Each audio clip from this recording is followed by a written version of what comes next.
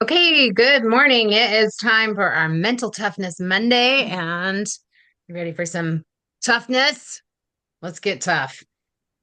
Last week, we talked about making exercise a priority. The world class makes exercise a priority. Anybody want to comment on how this week went, this past week?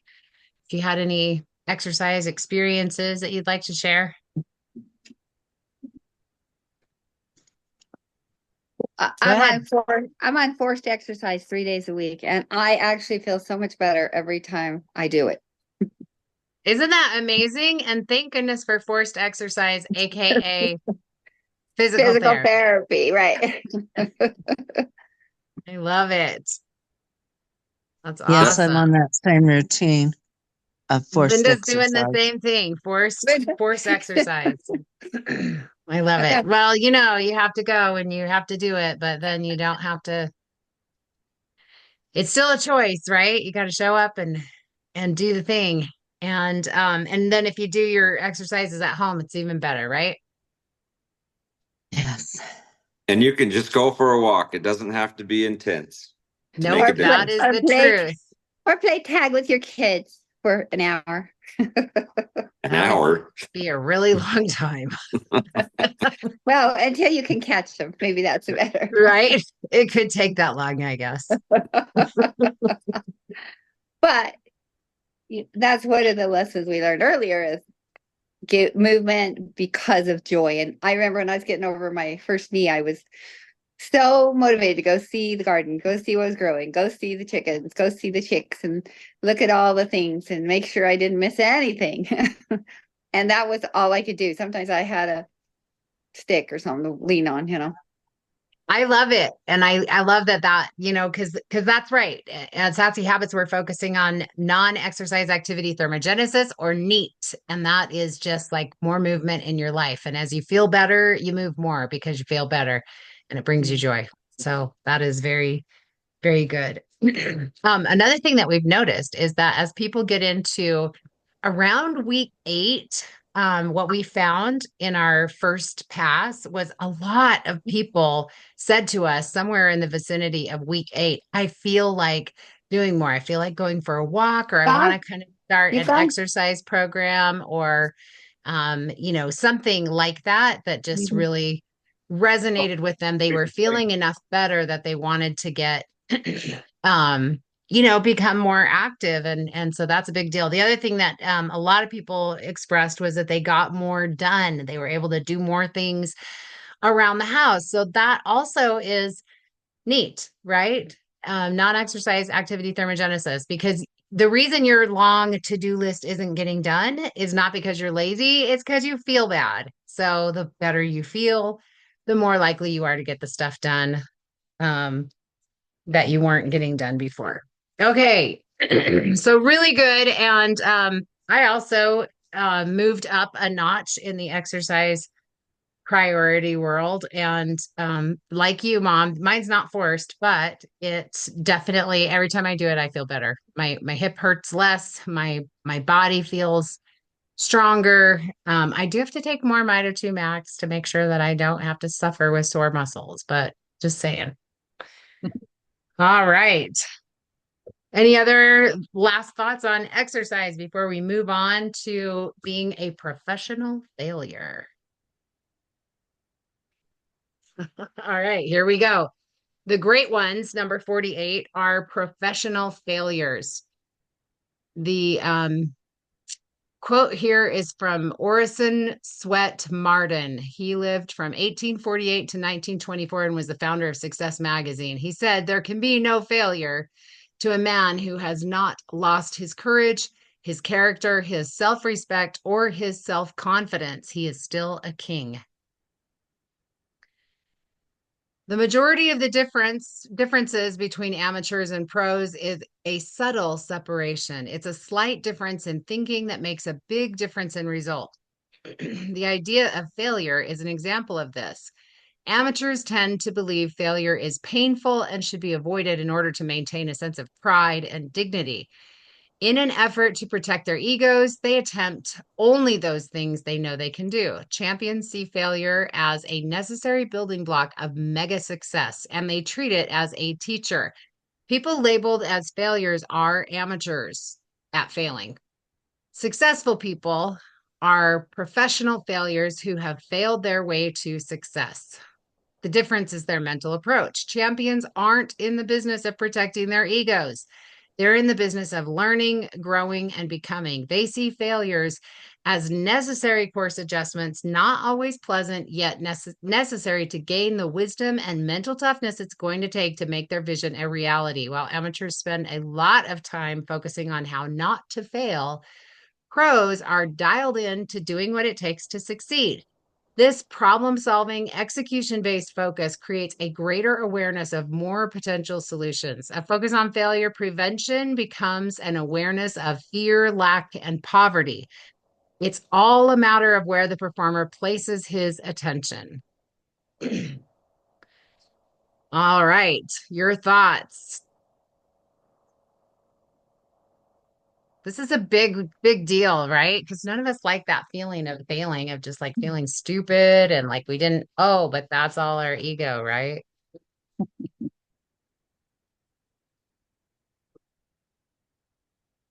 Great ones are professional failures. Well, how many times have you heard upper level doTERRA people saying they failed more than they succeeded? Yeah. So champions see failure as necessary building block for mega success and treat it as a teacher. That is hard with your ego. I know, right? I have just go ahead, Mary. It's like it's just a word though. If we can look at it that way, it's just a word. I love the it's like there's some big old quote, but fail forward. Yeah. I love that because that to me is just more of a let's grow. Let's just use each experience as growth. Right? If you're gonna fail, fall on your face. Yeah. Right? Yep. At least you can crawl and At least you're ahead of where you were. yep. Yep. Right? I'm Well, sure. some of us can say that we're professionals at Hey, At falling on our face. failing. I'll take Failing. that. Yeah. Great. The great ones are professional failures. So yes. Who is that gal? I loved her, the one that was the dancer on Dancing with the Stars and Oh, yes. the And she spoke with stick. us at convention last year, Yeah. right? It was like 3 years ago, 3 or 4 years ago. But Mm. I loved all the it was all around failure. She's like, it just means let's do it again. That didn't work. Right. Try it Yeah. again. Yeah. The Yeah. statement in the bottom says, when you're focusing on the pros are dialed into doing what it takes to succeed, and this problem-solving, execution-based focus creates greater awareness of more potential solutions. And I think this is like experiencing life. We aren't perfect. We're trying to be better, but we get ideas from our failures. Oh, that didn't work. Maybe this would work, or Right. So we keep that always trying, always looking for the edge. Yeah, I love that. I love that. I think one of the things, we talk about the ego. We're trying to protect our ego when we're trying not to fail. But I think a big piece of that is if we have unresolved shame. And unresolved shame really roots itself in a fixed mindset of just like we should already know that, right? And so if you are not already digging into your emotions and essential oils, I highly recommend gosh, I can't get to the cover of it. Your essential oils and emotions book, the wheel, and also the little emoji chart, which is included in the book if you buy the book. You can also get it as the app. By the way, did you know that the app has the whole book in it, the new app.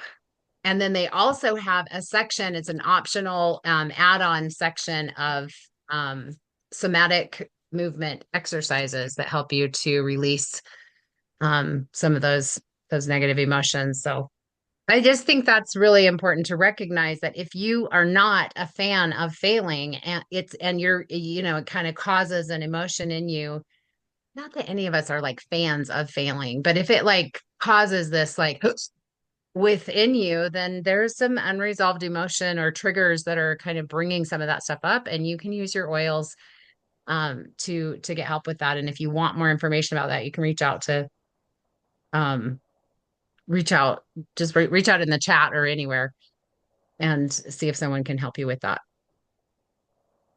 All right, any other thoughts? And we'll go on to the action step. Action step. I love this action step for today. Ask this critical thinking question.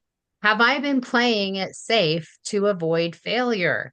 On a scale of 1 to 7, 7 being the highest, how many risks have you taken in an effort to make your vision a reality? And first of all, do you have a vision? If you don't have a clear vision of what it is that the reality that you're trying to create, then that could be a great place to start. Also, I've been in the position where I have been so emotionally unhealthy that I could not see a vision other than like being okay. That was like the baseline vision of just like, can I just please be okay? Because I don't even want to be excellent. I don't even want to be great. I just don't want to be horrible. I don't want to be miserable, right? And so if that's your baseline vision, being okay is a great vision. And then move forward from there. Once you start to feel okay, you can find a new vision with more clarity. But I love this critical thinking question. Am I playing it safe to avoid failure? And you can tell, you can see that, you can sense that in your own heart if you get really honest with yourself. And then you can rate yourself on a scale of 1 to 7. How many risks have you taken in an effort to make your vision a reality? And that can be really, really challenging and scary also. To take the risks. But again, lean into your oils, lean into your community, and start taking the risks. All right. And world-class resource. If you're in the world of selling, read How I Raised Myself from Failure to Success by Frank Bettger.